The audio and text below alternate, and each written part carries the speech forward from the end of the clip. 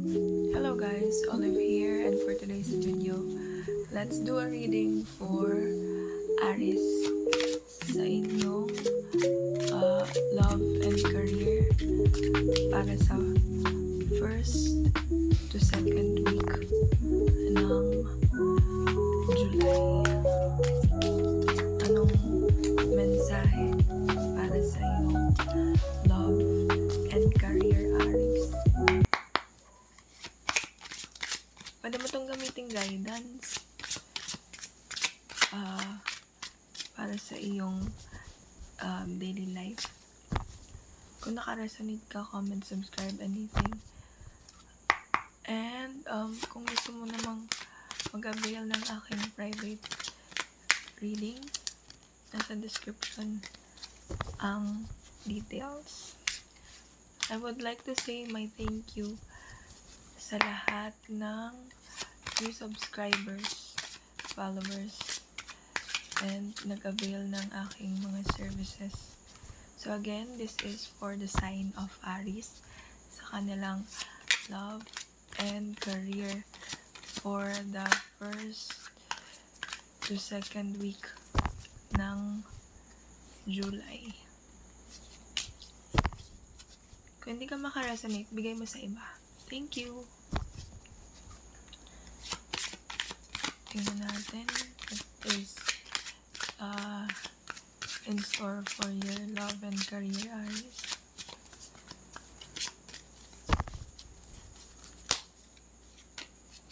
We got this card.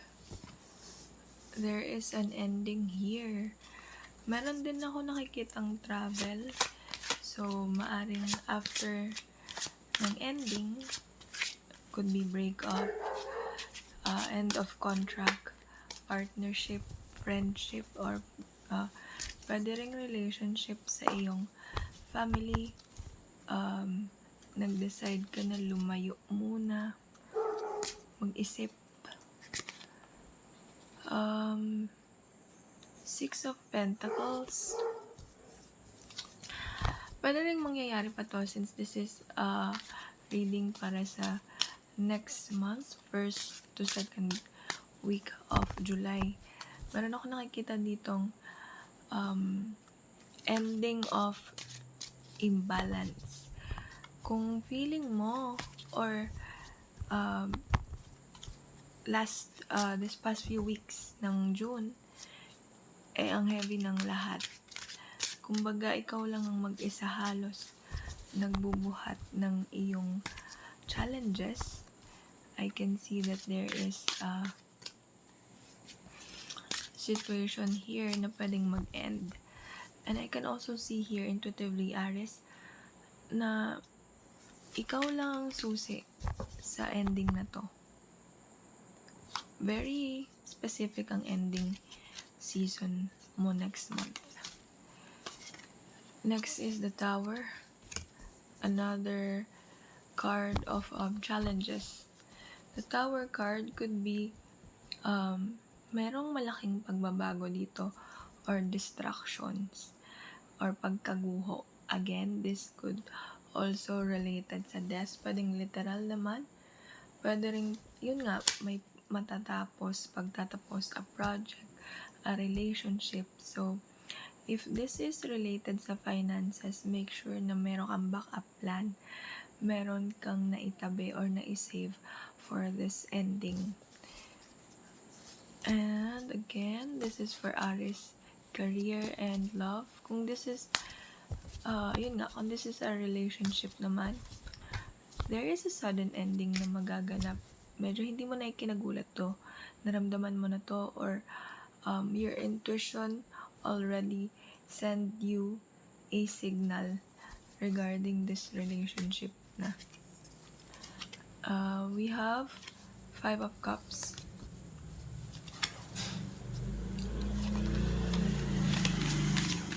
You're no longer dwelling on the past. Hinahayaan mo na lang mag-crumble or matapos. 9 of Swords. Someone is missing you.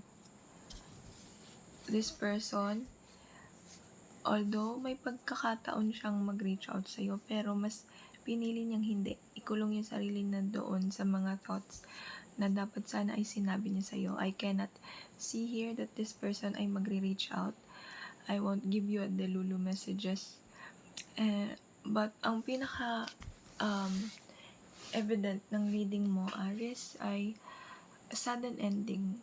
Actually, hindi na sudden ng iba dito kasi parang may hints ka na, may mga nakikita ka ng messages na may kailangang changes. Could be there's also a change na magli-lead sa'yo ng desperation, ng regrets, lungkot, especially when it comes to finances. So, be careful when it comes to handling sa iyong finances. And we got King of Swords. King of Swords here. Despite the sudden ending, you will alam mo yung magkakaroon ka ng knowledge after all those losses, those ending.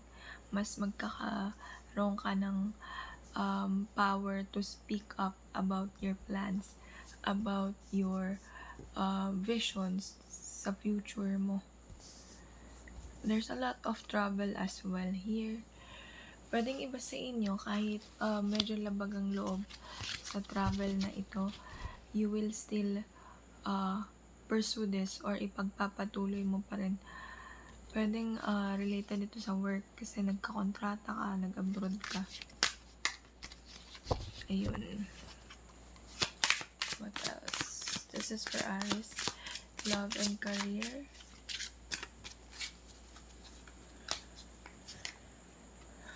Ten of Cups.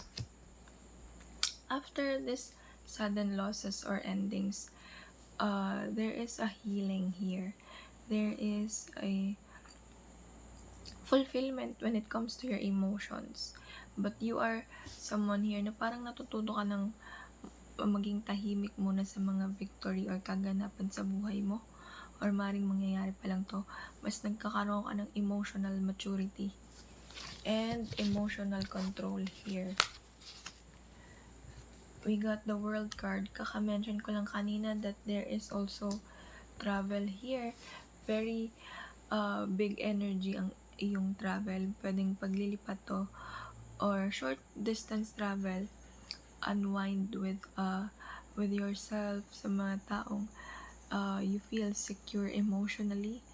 But this is also a victory card. Last is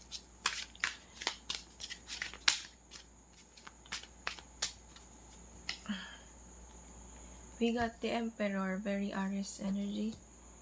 Ayun.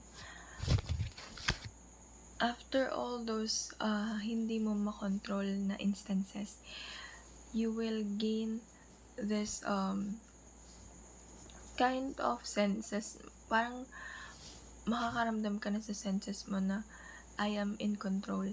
Hindi mo man makontrol yung mga nasa paligid or pangyayari sa paligid mo, but you yourself, mas nakokontrol mo na yung sarili mo kung paano mas hindi na mag-react, kung paano ba dapat ang tamang words ng sasabihin mo para mas maintindihan ka.